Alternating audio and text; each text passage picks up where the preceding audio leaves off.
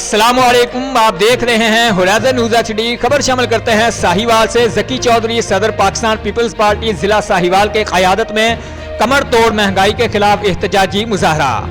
मज़ीद जाते हैं महबूब चौधरी से। जी चौधरी साहब बताइएगा।